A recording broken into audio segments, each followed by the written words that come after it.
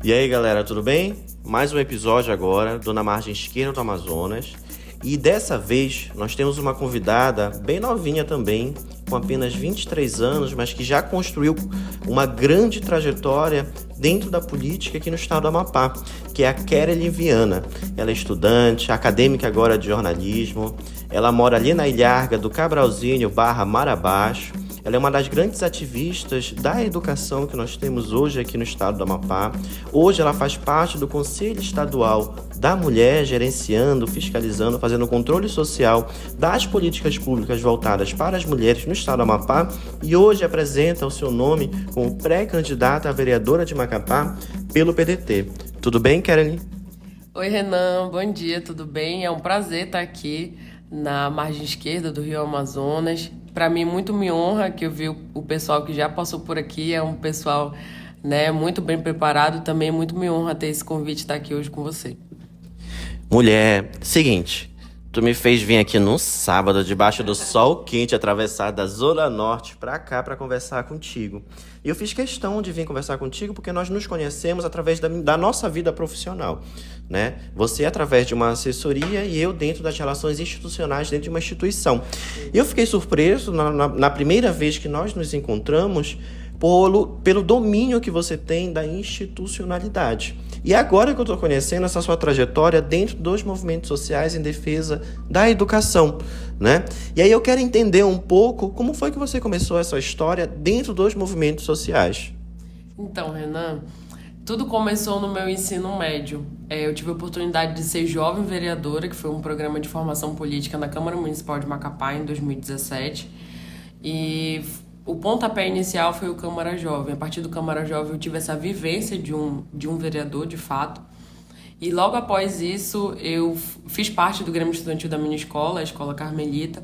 Então foi aí que iniciou. Eu digo que foi no ensino médio porque eu sempre fui muito inquieta com relação a todas as questões que envolviam a escola, né? Então, questões sobre merenda, sobre transporte escolar, eu sempre questionei muito. E sempre me perguntava bastante de onde é que será esses recursos, porque de fato eu não sabia, né? Então, por exemplo, numa escola que é servido bolacha com Nescau, com achocolatado, eu sempre me perguntava, será que o recurso vem para ser comprado de fato isso? E aí eu fui atrás, né, de fato de saber, né, de onde vinha o recurso e tudo mais. E aí foi que eu encontrei também o Conselho Estadual de Alimentação Escolar e eu tive a oportunidade de ser conselheira e presidente, a primeira jovem a presidir o Conselho Estadual de Alimentação Escolar. E eu tive a oportunidade de fiscalizar e assessorar as mais de 400 escolas do estado todo. Então, quando eu participei desse programa Câmara Jovem, foi o que criou em mim essa necessidade de estar participando ativamente da política, da construção de políticas públicas. E logo após isso eu tive a oportunidade também de ser eleita parlamentar juvenil do Mercosul, a segunda mais votada do Brasil, que também foi um programa de formação política que me ajudou a abrir de fato, né, a ter um outro campo de visão, porque eu tive contato com outros estudantes de outros estados, então era um estudante selecionado de cada estado, e eu pude ver que o que eu sofri aqui enquanto falta de educação pública, outros jovens também tinham essa mesma realidade em outros estados do Brasil. Então essa troca para mim foi fundamental. E foi aí que eu respondendo a primeira pergunta, foi aí que foi o pontapé inicial disso tudo. Olha, já encontramos um ponto em comum aqui, que é a Maria Carmelita do Carmo. Lá perto do cemitério de São José, eu também fiz parte do meu ensino fundamental lá. E é o seguinte, apenas 23 anos, você já participou de vários conselhos de controle social, você já foi parlamentar mirim, você fez parte de programas de formação política, de projeção de lideranças juvenis. Mas hoje, aos 23 anos, qual é a sua trajetória dentro da cidade de Macapá como pessoa, como mulher? Né? Você já me falou que vem lá do Little Cobro, já fez parte lá do Marabaixo. Como foi que se construiu essa história de vida? Então, eu sempre estudei em escola pública, tanto no meu ensino fundamental quanto no meu ensino médio. Eu moro hoje no Cabralzinho, mas eu sempre fico, né, entre o Cabralzinho e o Marabaixo, porque eu cresci, passei boa parte do tempo morando no Cabralzinho e outra parte morando no Marabaixo. E eu tive esse contato, eu infelizmente perdi a minha mãe quando eu tinha 16 anos, mas ela sempre foi uma pessoa que sempre me impulsionou muito a correr atrás dos meus sonhos, assim como meu pai. Então, com o meu pai, eu aprendi muito sobre a importância da educação em transformar a realidade. O meu pai, a minha família, por parte de pai, ela vem de uma origem muito humilde aqui dentro do estado. Então, meu pai, para ter uma noção, ele já foi até engraxate no Mercado Central. E hoje ele é professor, ele é advogado, então ele conseguiu vencer, né, através da educação. E isso daí sempre me marcou muito desde criança. Então, eu sempre tive muito esse espelho dentro de casa, tanto por parte da minha mãe, quanto por parte do meu pai. E aliado ao que eu já tinha te falado com relação ao ensino médio, que eu sempre fui muito questionadora, eu acho que foi 2 encontros, né, dessa trajetória que eu acompanhei de perto do meu pai, que ele me conta também muitas coisas, a essa parte de sempre ser questionadora, né, na escola. Então, esses 2 programas de formações políticas que eu participei somaram muito para que construísse essa vontade em mim hoje de colocar o meu nome à disposição enquanto pré-candidata a vereadora por Macapá.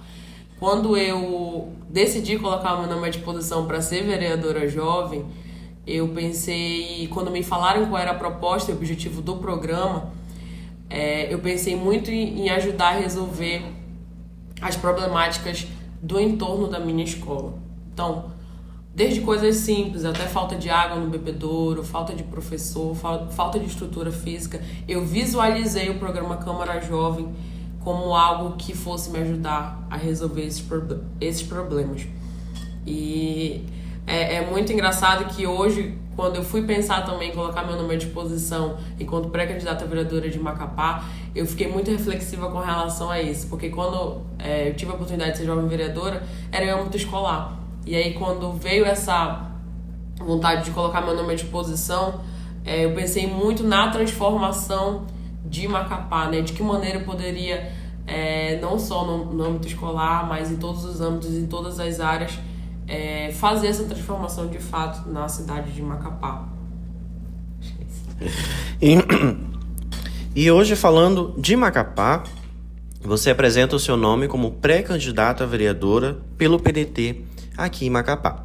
E aí eu quero saber como é que você entende hoje as políticas públicas que você faz controle social no âmbito municipal. É de suma importância que a gente participe ativamente como eu tinha te falado. Eu sempre fui muito questionadora, mas eu não tinha muita noção de como fazer isso. E quando a gente fala em controle social, é algo extremamente importante que poucas pessoas conhecem, por exemplo, o trabalho dos conselhos, né? Hoje eu faço parte do Conselho também de Mulheres,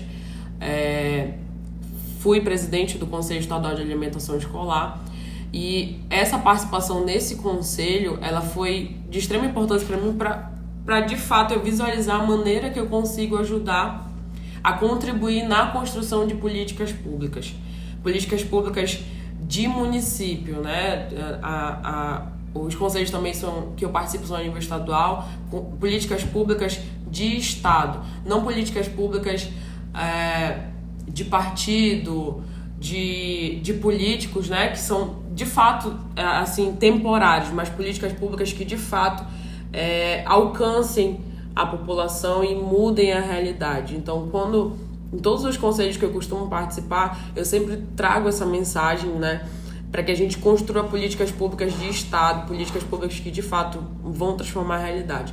Eu tive uma experiência, depois que eu participei do Parlamento Juvenil do Mercosul, eu tive a oportunidade de assessorar na gerência de protagonismo estudantil da Secretaria de Estado da Educação. Então, boa parte dos programas que hoje estão dentro da Secretaria de Educação, eu tive a oportunidade de estar de pertinho ajudando nessa construção. À época, a professora Gorete era secretária de Educação, e a virada de chave na minha vida foi também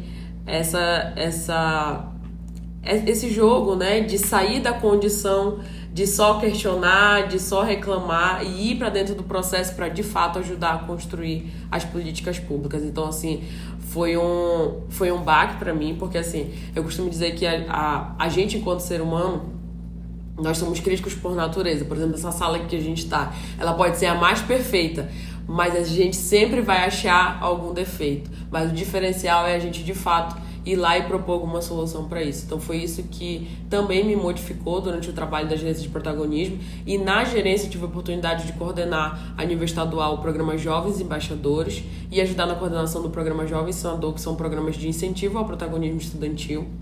E que eu tive a oportunidade, porque eu passei pelo programa Câmara Jovem, passei pelo programa Parlamento Juvenil do Mercosul, e eu voltei na bagagem com uma vontade enorme de que outros estudantes também passassem pela experiência que eu participei. Porque esses 2 programas, eles foram divisores de águas na minha vida, porque existe uma Kerelin antes desses programas e uma Kerelin depois desses programas. Então, assim, eu percorri o estado todo divulgando esses programas. Inclusive, tem uma nota do Senado Federal parabenizando a gerência de protagonismo pelo trabalho.